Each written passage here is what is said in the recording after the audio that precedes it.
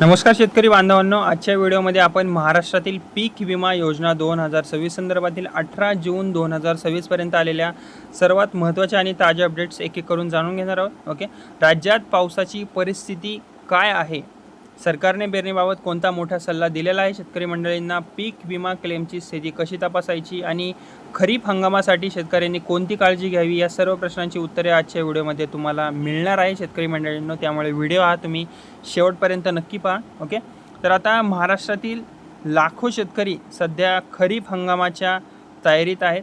Okay, मात्र यावर्षी मान्सूनच्या सुरुवातीला अपेक्षेप्रमाणे पाऊस झाला नसल्याने अनेक भागांमध्ये चिंतेचे वातावरण सध्या निर्माण झालेले आहे. ओके, राज्य शासनाच्या माहितीनुसार 1 जून ते 15 जून या कालावधीत महाराष्ट्रात सरासरीच्या तुलनेत खूपच कमी पाऊस झालेला आहे. यामुळे अनेक भागांमध्ये पेरणीचे काम मंदावले आहे. ओके, तर शेतकरी मंडळींनो, याच पार्श्वभूमीवर राज्य सरकारने शेतकऱ्यांना एक महत्त्वाचा सल्ला दिलेला आहे की घाईघाईने पेरणी करू नका. पुरेसा आणि स्थिर पाऊस झाल्यानंतरच तुम्ही पेरणी करावी, कारण कमी पावसात केलेली पेरणी नंतर नुकसानकारक ठरू शकते. म्हणून हवामानाचा अंदाज पाहूनच निर्णय घेण्याचे आवाहन करण्यात आलेले आहे.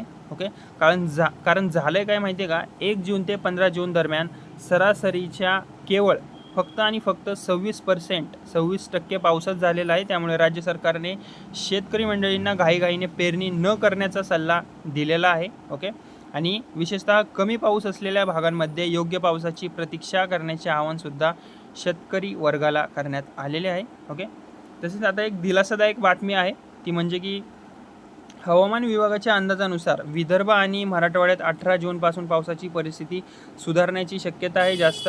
त्यामुळे अनेक शेतकरी पेरणीसाठी तयारीसुद्धा आता करत आहेत. जर चांगला पाऊस झाला तर खरीप हंगामाला वेळ आणि वेग हा लवकर निघू शकतो. ओके, लवकरच शेतकरी मंडळी याची तयारी करू शकतात वेगाने. तसेच आता पीक विमा घेतलेल्या शेतकऱ्यांसाठी देखील एक महत्त्वाची अपडेट समोर आलेली आहे, ती म्हणजे की आता शेतकरी घरबसल्या आपल्या पीक विमा दाव्याची म्हणजेच क्लेमची स्थिती ऑनलाईन तपासू शकतात. यासाठी प्रधानमंत्री फसल विमा योजना अर्थात PMFBY च्या अधिकृत पोर्टलचा वापर करता येतो. तसेच 144.7 म्हणजेच 14447 या हेल्पलाईन क्रमांकावर संपर्क साधून देखील माहिती मिळवता येते. ओके, 3 वेळा 4 आणि एकदा 7. ओके, आता जर नैसर्गिक आपत्ती, अतिवृष्टी आणि दुष्काळ किंवा इतर कारणांमुळे पिकांचे नुकसान झाले तर त्याची माहिती वेळेत नोंदवणे अत्यंत आवश्यक आहे. कारण वेळेत माहिती न दिल्यास विमा दावा मंजूर होण्यात अडचणी येऊ शकतात. म्हणून नुकसान झाल्यानंतर शक्य तितक्या लवकर संबंधित विभागाशी संपर्क साधावा. ओके, तर शेतकरी मंडळींनो, राज्य सरकारने पाण्याचा काटकसरीने वापर करण्याचे सुद्धा आवाहन देखील केलेले आहे. जलसाठा आणि पावसाची स्थिती लक्षात घेता शेतकऱ्यांनी योग्य पीक नियोजन करावे. ठिबक सिंचन आणि पाणी बचतीच्या उपायांचा वापर केल्यास त्यांनाच मोठा फायदा होऊ शकतो.